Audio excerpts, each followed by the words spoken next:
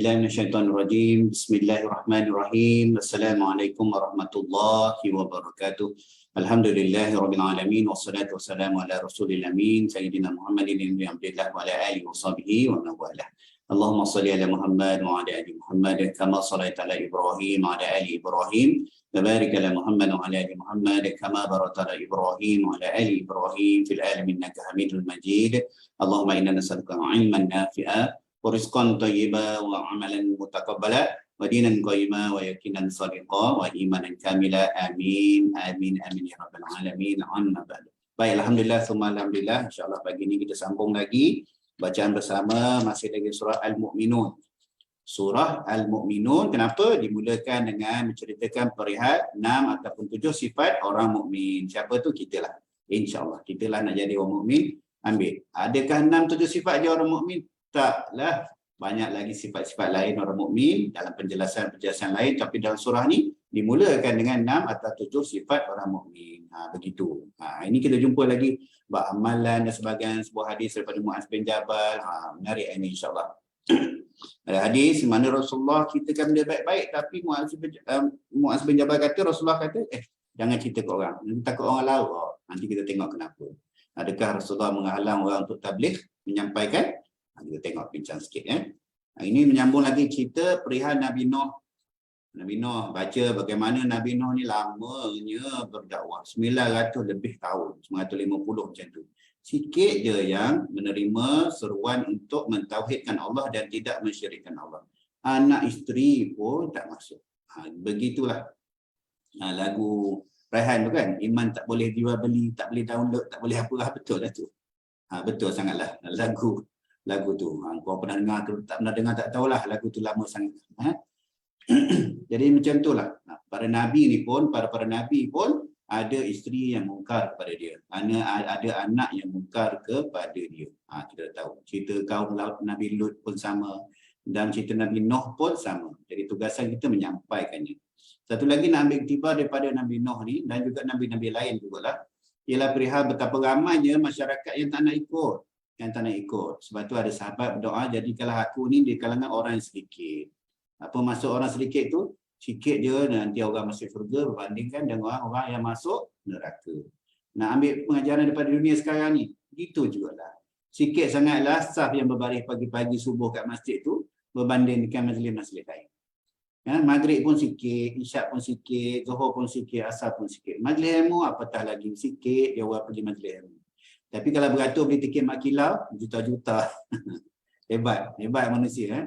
Pegang pakai tanjak bawa kuih masuk pengawayang semangat tak semangat Tapi subuh tak ada lah pakai tanjak pakai kuih tu tak datang ke masjid Jadi kita ni jadilah golongan sedikit, lawan arus tak apa. Orang lain lawa ke tempat lain, biar kita jajak majlis ilmu, pergi surau, pergi masjid, berkawan dengan orang baik-baik insya-Allah. Sambung hari ni cerita pasal Nabi Nuh. Kemudian masuk Allah kata aku buat kaum lain. Dalam ni ulama penerbit memilih tafsiran mengatakan kaum Ad, Nabi Hud. Tapi ada pandangan lain, dia tak khabar kaum apa ni, dia khabar dia buat kaum je. Ada pandangan menceritakan berkenaan dengan kaum Samud dengan Nabi Soleh. Tak apalah, tak kisahlah tu. Penerbit memilih pandangan penafsir, ahli tafsir yang membawa cerita pasal kaum Ad dan Nabi Hud yang akan dihancurkan atas kemungkaran mereka. Wallahu alam. Di akhir kes ini Allah beritahu pada musa ni, aku buat makhluk lain pula. Kemudian setelah mereka kami ciptakan umat-umat yang lain pula. Dan kita pernah jumpa, tak ada sebab Allah tak nak buat ataupun tak boleh buat makhluk yang sama dengan kita dekat cakrawala yang berbeza. Kita pun tak tahu. Kita pun tak tahu ada planet-planet lain yang ada je makhluk. Wallahu alam. Itu semua kuasa Allah. Kalau Allah nak buat, boleh aja. Silakan hari ini insya-Allah ayat 28 sampai 42. Penerbit pilih hukum mendustakan hari akhirat sebagai kafir.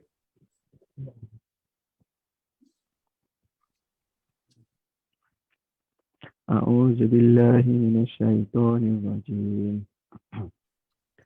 فإذا استويت أنت ومن معك على الفلك فقل الحمد لله الذي نجانا من القوم الظالمين وقل رب أنزلني منزلا مباركا وأنت خير المنزلين إن في ذلك لآيات وإن كنا لمبتلين ثم أنشأنا من بعدهم قرنا آخرين فأرسلنا فيهم رسولا منهم أن اعبدوا الله ما لكم من إله غيره أفلا تتقون وقال الملأ من قومه الذين كفروا وكذبوا بلقاء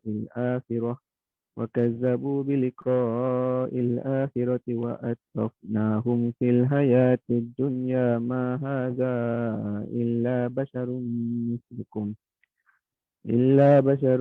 مثلكم يأكل مما تأكلون منه ويشرب مما تشربون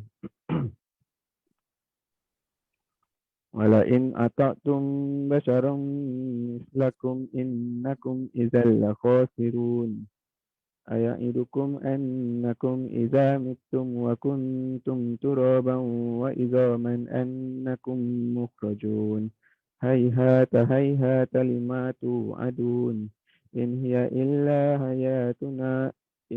إلا حياتنا الدنيا نموت ونحيا وما نحن بمبعوثين إن هو إلا رجل افترى على الله كذبا وما نحن له بمؤمنين قال رب انصرني بما كذبون قال أما قليل ليصبحن نادمين فأخذتهم الصيحة بالحق فجعلناهم غثاء فبعدا لقوم الظالمين ثم أنشأنا من بعدهم قرونا آخرين صدق الله العظيم. Terjemahan. Dan apabila engkau dan orang-orang yang bersamamu telah berada di atas kapal, maka ucapkanlah, segala puji bagi Allah yang telah menyelamatkan kami daripada orang-orang yang zalim. Dan berdoalah, ya Tuhanku, tempatkanlah aku di tempat yang diberkati dan engkau adalah sebaik-baik pemberi tempat. Sesungguhnya, pada kejadian yang demikian itu, benar-benar terdapat tanda-tanda kebesaran Allah dan sesungguhnya kami benar-benar menimpakan siksaan kepada kaum Nuh itu. Kemudian setelah mereka, kami ciptakan umat yang lain, iaitu kaum Ad. Lalu kami utuskan kepada mereka seorang rasul di kalangan mereka sendiri yang berkata, sembahlah Allah, tidak ada Tuhan yang berhak disembah bagimu selain Dia. Maka, mengapa kamu tidak bertakwa kepadanya? Berkatalah para pembesar orang kafir daripada kaumnya dan yang mendustakan pertemuan hari akhirat serta mereka yang telah kami beri kemewahan dan kesenangan dalam kehidupan di dunia. Orang ini tidak lain hanyalah manusia seperti kamu. Dia makan apa yang kamu makan dan dia minum apa yang kamu minum. Sesungguhnya, jika kamu mentaati manusia yang seperti kamu, nescaya kamu pasti rugi. Adakah dia menjanjikan kepada kamu apabila kamu telah mati dan menjadi tanah serta tulang belulang, sesungguhnya kamu akan dikeluarkan daripada kuburmu? Jauh sekali daripada kebenaran dengan apa yang dijanjikan kepadamu itu. Kehidupan itu tidak lain hanyalah kehidupan di dunia ini. Di sinilah kita mati dan hidup dan tidak akan dibangkitkan lagi. Sebahagian manusia meninggal dunia dan sebahagian lain dilahirkan. Dia, iaitu Hud, tidak lain hanyalah seorang lelaki yang mengada-ngadakan kebohongan terhadap Allah dan kita tidak akan mempercayainya.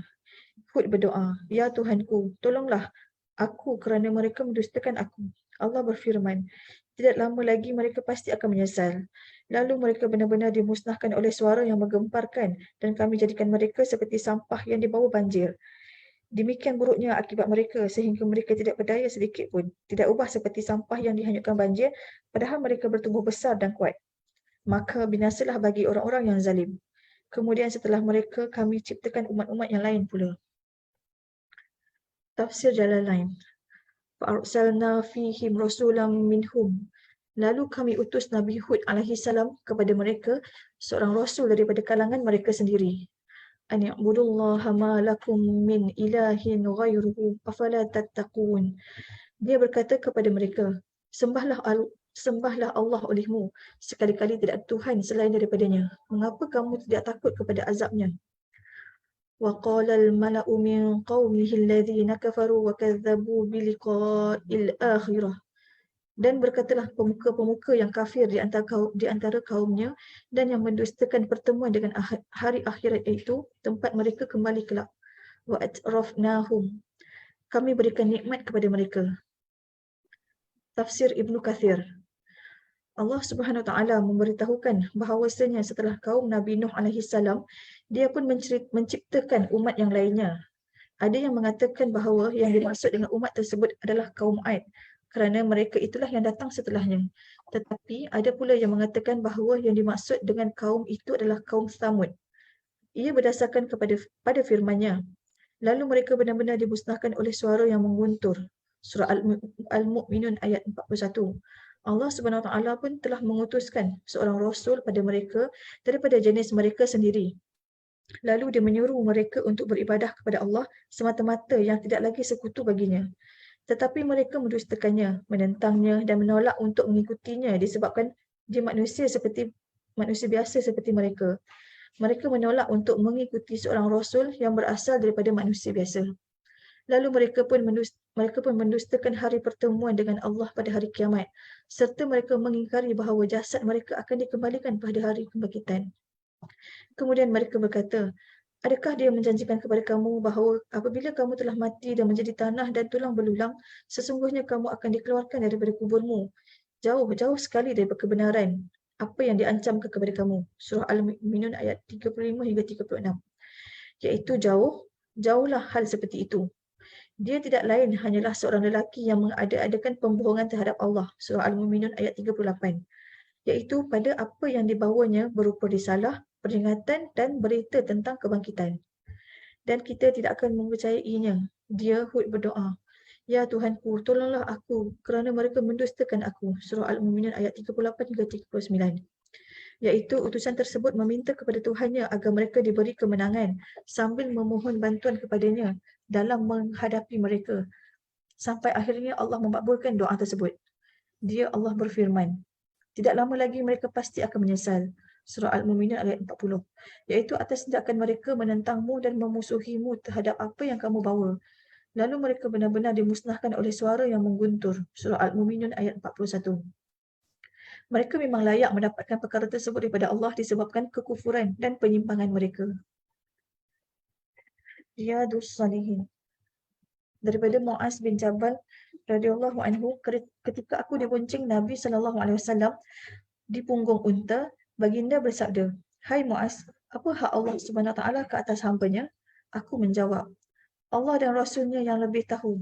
Baginda bersabda, hak Allah ke atas hamba-Nya adalah agar mereka beribadah kepadanya dan tidak mempersekutukannya dengan sesuatu apa pun. Dan hak hamba atas Allah adalah agar dia tidak menyeksa mereka agar dia tidak menyeksa mereka selama dia tidak mempersekutukannya dengan sesuatu apa pun. Lalu aku berkata, wahai Rasulullah, apakah boleh aku menyampaikan khabar gembira ini kepada manusia? Baginda menjawab, jangan kamu beritahu mereka sebab nanti mereka akan berpasrah sahaja. Hadis riwayat Al-Bukhari Muslim. Hadis berkenaan menerangkan Allah memberikan keutamaan kepada hamba-Nya dengan ampunan dan rahmat. Kebolehan meninggalkan penyampaian berita gembira tentang kebaikan jika hal itu akan membawa kepada perkara yang dilarang. Hadis Nabawi. Kita tengok sikit hadis ni. Mungkin perlu sikit dia penjelasan lagi. Sebab bab mana bab melarang untuk menyampaikan hadis. Padahal ada arahan untuk kita sampaikan walaupun satu ayat. Dan kita tahu pada para rasul ni sifat dia tabligh menyampaikan itu adalah sebahagian daripada sifat para nabi. Jadi kalau terfikir kenapa Nabi tak bagi sampaikan. Itu penyampaian ni sesuai pada keadaannya. Pada ketika itu orang baru masuk Islam, jadi Rasulullah SAW ulama syarah lah. Siapa minat ni boleh buka syarah. Ada syarah bahasa Melayu kepada kitab Mishkat Masabih. Mishkat Masabih ni kitab hadis. Ada syarah bahasa Melayu oleh Ustaz Hasnul Hisam, Masjid Seri Petaling. Ya. Nama kitab dia Midratul Fawatih. Midratul Fawatih. Ini dalam jilid yang pertama. Dalam jilid pertama ada hadis ni. Hadis Muaz bin Jabal. Ada beberapa lagi hadis ni di mana Syekh mensyarahkan bagaimana Rasulullah SAW menghalang, kata jangan cerita ke orang. Sebab apa? Takut orang lara. Takut orang lara. Orang baru masuk Islam, dia dengar dia kata jangan syirik pada Allah, Allah tak berhak untuk menghukum kita. Dia takut orang pegang kat situ saja. Ulama masyarakat. Dia takut orang pegang mudah-mudah tu. Tunaikan solat, zakat ni apa semua ni masuk syurga. Dia takut orang tak buat benda lain. Jadi ada beberapa hadis pada ketika itu sahabat yang merawikan dia tak cerita. Tetapi ada hadis lain yang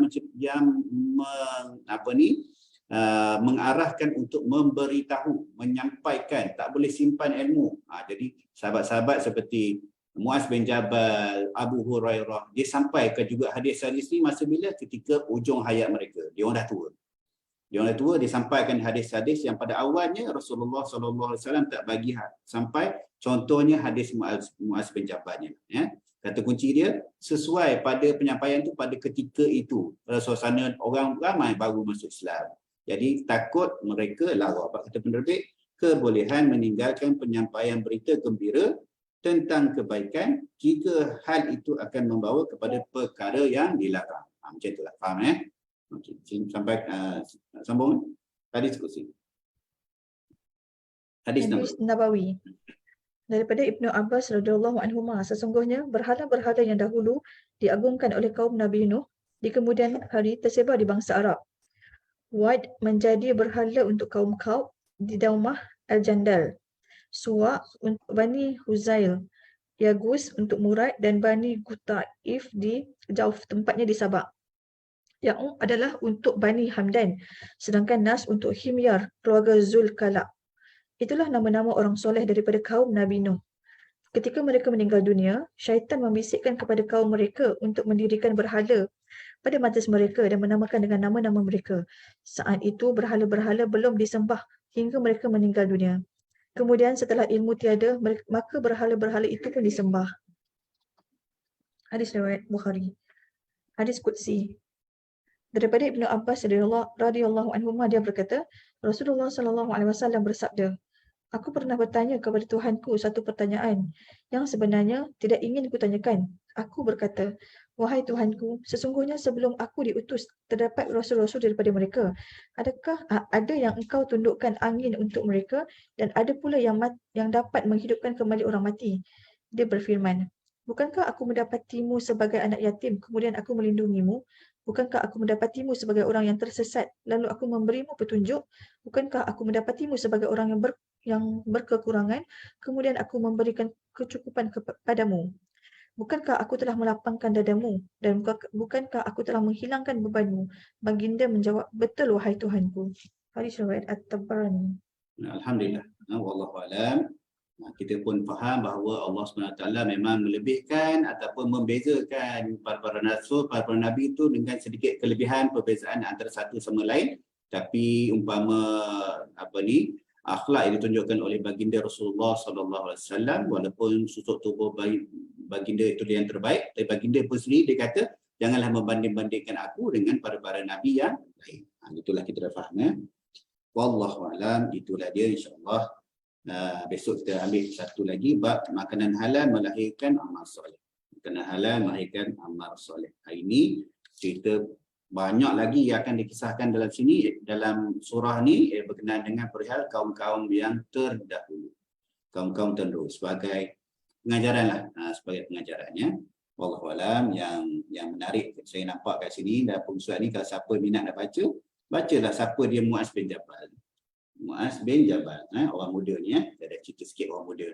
Dia ni orang kabilah, saya tak pasti dia Ansar ke Khaus ke Hazraj, tapi dia orang Madinah lah. Dia bertemu dengan baginda Rasulullah SAW pada perjanjian Aqabah yang kedua. Pada perjanjian Aqabah yang pertama tak ramai, bukan 12 orang je. Orang Madinah datang ikat janji dengan Rasulullah SAW ketika musim haji, 12 orang je. Rasulullah SAW bagi lebih kurang 7 arahan. Bacalah dia, baca sikit. Apa dia 7 arahan kepada 12 orang ni untuk balik berdakwah dan sebagainya? Ada 7 arahan, 6 ke 7 arahan yang baginda buat. Pada tahun seterusnya datang lagi ramai, 73 orang. Orang Madinah, Khaus dan Hazraj. Sebelum dia orang ni disatukan menjadi Ansar, dia orang kan pecah-pecah, berbalah-balah, berpuluh-puluh tahun kelahi. Tahun kedua tu, perjanjian Aqabah yang kedua, 73 orang. Ikat janji setia. Sebelum Rasulullah SAW arahkan para sahabat hijrah. Lama tu, kat 3 tahun punya perancangan. Kita ni kalau tak merancang, fail. Ambil kat situ. Rasulullah nak hijrah ni bukan, jom. Tak ada. Bukan jom makan, jom. Buka Waze tengok kat mana, buka Google. Dah. Rasulullah merancang. Abu Bakar merancang pada hari nak dibawa Rasulullah SAW keluar. Semua dirancang. Dah susun satu-satu strategi. Kita kat sini pun gitu juga. Kalau kita kerja, tak ada perancangan seperti mana yang baginda Rasulullah SAW tunjuk ni, memang fail lah kita. Memang fail. Kalau tak ada plan to fail. Gitu. Jadi baca berkenaan dengan Mu'az bin Jabal. Bagaimana orang muda ni, ulama pada ketika usia muda. Dihantarkan ke Yaman. Pada hadis tu Rasulullah SAW bila Mu'az bin Jabal dah naik dah, unta Rasulullah pegang lagi. Mu'az, rasanya kita tak jumpa lagi dah. Macam tu. Jadi Rasulullah SAW tahu ketika baginda wafat, Mu'az bin Jabal tak bersama dia. Mu'az bin Jabal dekat Yaman masa tu. Dekat Yaman. Hebat Mu'az bin Jabal ni. Hebat, macam-macam kisah dia. Dialah sahabat yang Rasulullah pegang tangan, keluar masjid kata, sesungguhnya aku mencintaimu. Bolehlah. Lepas ni Amirul Hakim boleh pegang Amr Ridwan, kata, ya Ammar, sesungguhnya aku mencintaimu. Ahli syurga tu, mencinta kerana Allah. Mencinta kerana Allah. Macam itulah. Janganlah pakai subang pula. Jalan kata-kata dua tu cerita lain pula tu. Kalau tengok abang-abang Bangla kita jalan di masjid, kadang dia pegang tangan sahabat-sahabat dia je. Lagi semai jemaat tu. Pegang tangan. Gitulah. Wallahu a'lam. InsyaAllah kita ambil sikit-sikit lagi besok. Ayat 43 sampai 59. Yang satu lagi perawi itu pun, perawi itu Ibn Abbas, sepupu baginda Rasulullah SAW. Sepupu dia, anak saudara dia. Wallahu a'lam. A'udzubillahi minasyaitonirrajim. Bismillahirrahmanirrahim. Allahumma faqihna fid din wa 'allimna ta'wil wa ihdinas siratal mustaqim. Siratal ladzina an'amta 'alaihim minan nabiyyin was-siddiqin wasyuhada'i was-shalihin wa hasuna ulaika rafiqa ya arhamar rahimin. Walhamdulillahirabbil alamin. Subhanakallah wa bihamdika asyhadu an la ilaha illa anta astaghfiruka wa atubu ilaik. Wabillahi taufiq wa hidayah. Assalamualaikum warahmatullahi wabarakatuh.